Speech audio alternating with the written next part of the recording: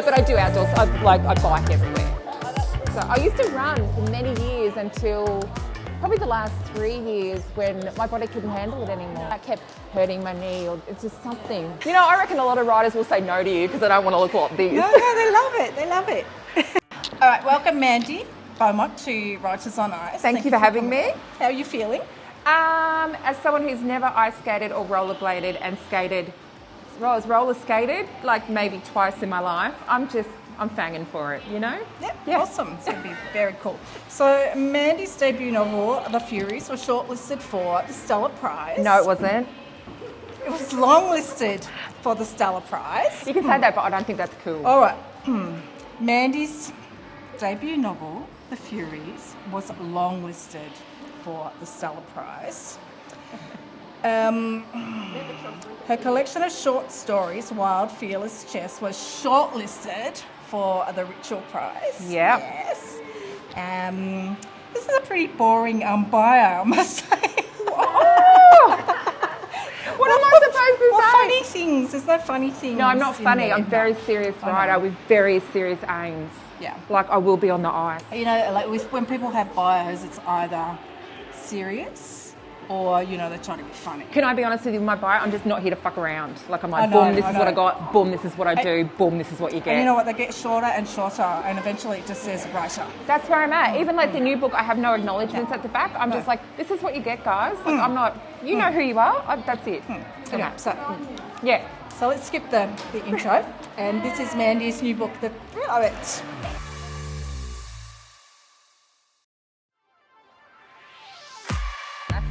No. All right. So, yeah, very carefully. So No, come to this the is ice not and good for me. Come this way. This is bullshit. This is bullshit. Okay, there we go. Now, hold on to the edge. I don't like this. I'm not moving. Okay. So both hands on there. I'm never leaving my hands off here, and I'm you not moving will. my legs. You will. You will. So when you're ready,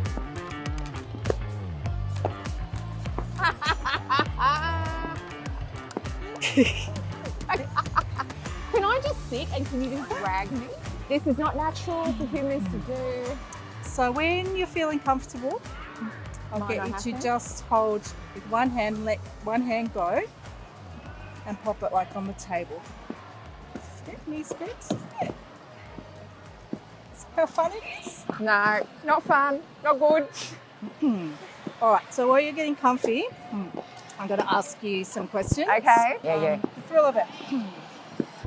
So, your first two books, and they were both literary fiction, Yes, definitely. But- Feminist literary fiction, I reckon.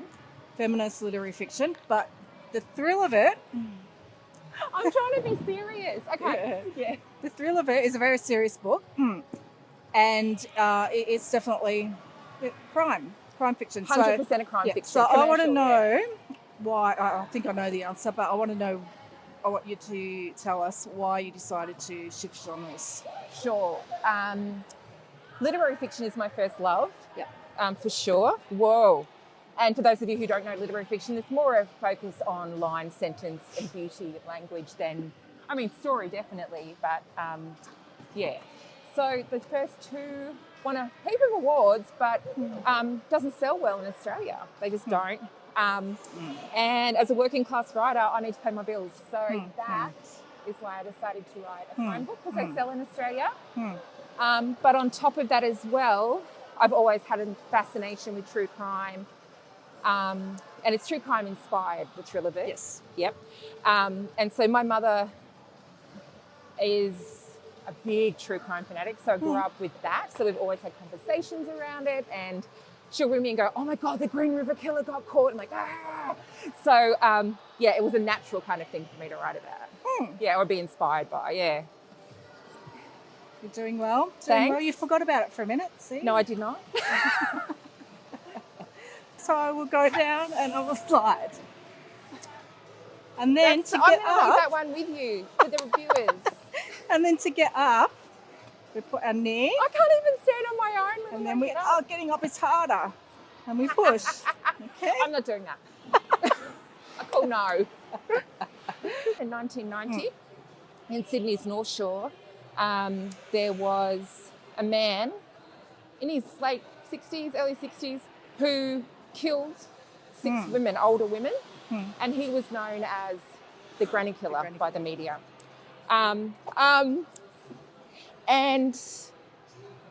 there was also, in 1977, like so previous to that, 11 years before, the beautiful, wonderful Florence Broadhurst was a wallpaper designer and a socialite, and she was killed in her Paddington studio, and it had the same calling card as the granny killer had, which was stockings around the neck, shoes neatly placed beside them. So I was inspired by both of those events, and even her, Florence Broadhurst's son has come out and go, yeah, he thinks it's the granny killer bloke, who I'm not going to name because I don't want to give him that agency. And I really wanted to talk about older women's agency in this. I wanted to give the older women some agency and sort of reimagine the way that the media and the world saw that crime. Yep. And to bring them back into memory and talk about how full their lives were as victims and to not place the focus on him. Yes. So that was the aim of it.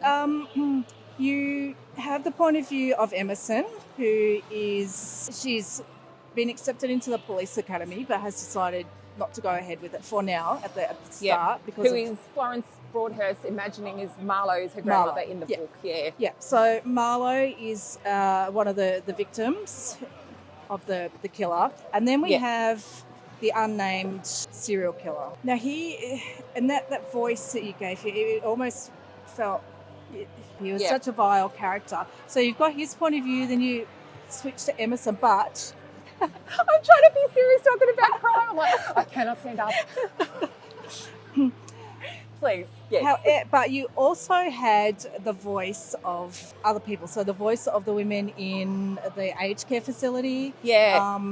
The voice of victims, even the voice of the killer's mother at some point. So, and sometimes you went into a totally omniscient point of view. Yes, 100%. Well, it's sort of like got two voices in it, like two main kind of voices, which is first point of view from Emerson as a young woman and her love for her grandmother. And she's trying to find out who has killed her and what is the link with all these crimes happening now. Oh, I'm going now. And also I wanted his voice to not be his voice.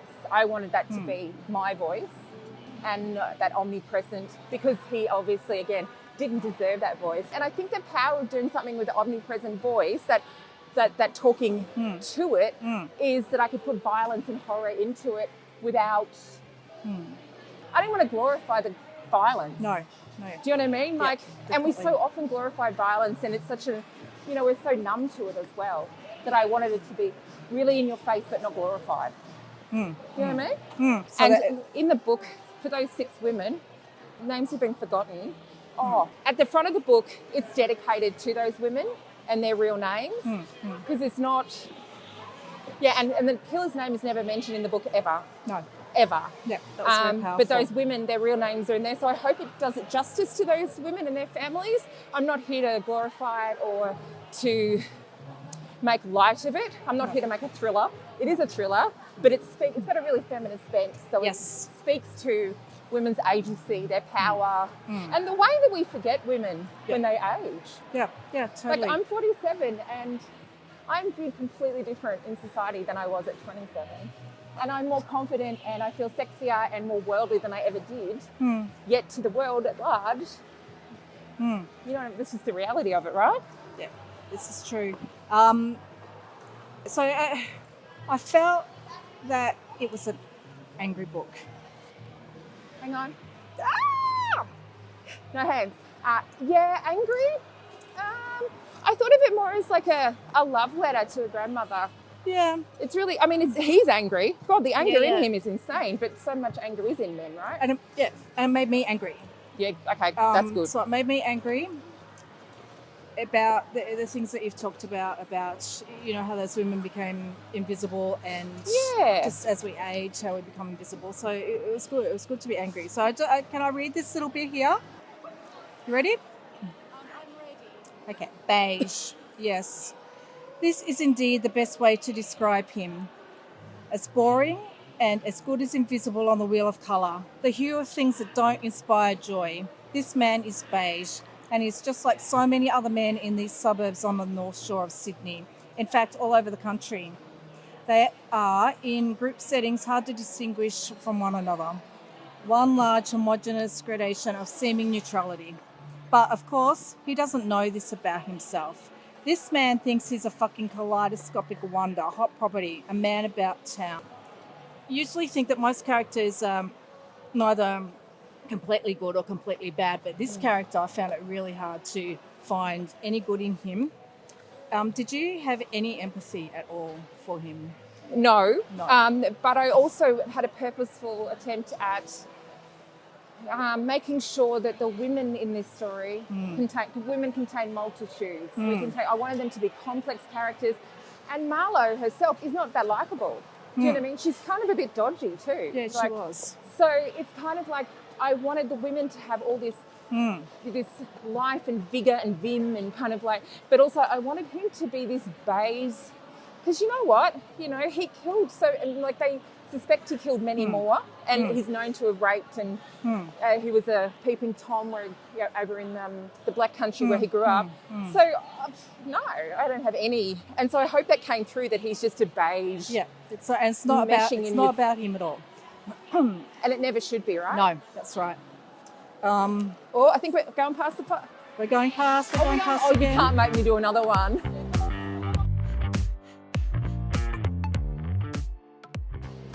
So with your book, it's it's not a typical crime book. No.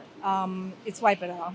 It's way better than that. And we know who the killer is all along. Yes. It's not I was really worried for a while there that you're going to throw in, a crazy twist or something. I'm like, oh, please don't. So the ending was really true and authentic to the story. So I wanted to ask you, how do you think, those diehard crime fans are going to feel about, no red herrings and no alternative suspects? Yeah, I suppose, look, it is a crime book. It has tropes of the crime genre. Yeah. That woman all through it. And it's more like, if you've read Emma Cline's The Girls, which is her reimagining of the Charles Manson Girls, it's that kind of read. It has police, it's not a procedural. But I think we need to ask more about crime these days. I just think readers can take more complexity, can take more nuance, and also take more literary chances, I think, in their reading. So, yeah. I don't know how they're going to take That's it, hopeful. but it doesn't really matter now, I suppose. No, too late now. Was the process different for this book compared to the others? Did you plot it or? Yeah, I'm not a plotter. Yeah. I'm definitely a pantser. I'm line by line, and their ideas. I'm very imagery based. So my ideas come from images that sit with me for a long time. And this one was very much, I wrote to the story of the granny killer. Like I looked at it and went, okay, this is the story. And it was set in a time. It was late 80s. Yep. So no mobile phones. No. DNA testing wasn't widely used in Australia. So how did that help or hinder the storytelling? So at the start, I didn't realise, I was so fascinated that DNA database wasn't set up in Australia till the 90s, right? I know. And it wasn't used even in America till was it the UK in 86 or something? It was really, you just think things have been around forever, right? Like parental leave, It's no, it has not. No. It actually made it easier for me because I just imagined what I would do in that, do you know what I mean, without that stuff. So, but there was a lot of editing, wonderful editors who obviously pick up that stuff as well, right? Is there anything else you want to tell us about? No, I think I want to get off the ice because I'm losing it now. Okay.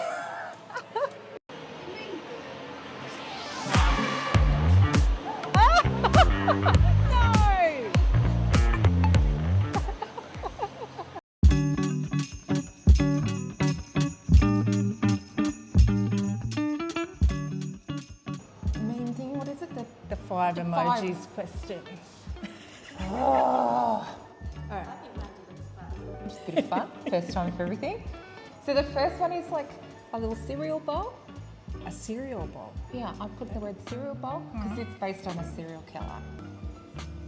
Is that a long bow? That's what I'm doing. Okay, that's all right. Number one. That's good. Number two, actually, what was it? Painting portrait thing.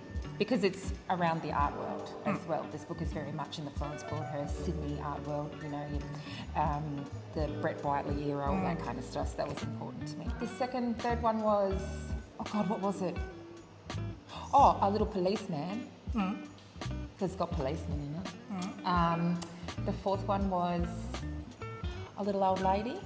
I just put old lady. Didn't really look that old in an emoji. I'm sure you'll find it. Yeah, so because it speaks to older women and about older women. And the last one, what was it? Oh, just a love heart, because it's a love story from the granddaughter to the grandmother. And so I think at its heart, this book is a bit of a love story to the older women in her life, which I think is, it's not typical crime, but like I said, I think we can get more out of crime. Yeah. Yep. Great book. Congratulations. Thank you, mate. Thank you. And good luck. Thank you. Good luck. Thank you. Yeah. And thanks for being on Writers on Ice. Yeah!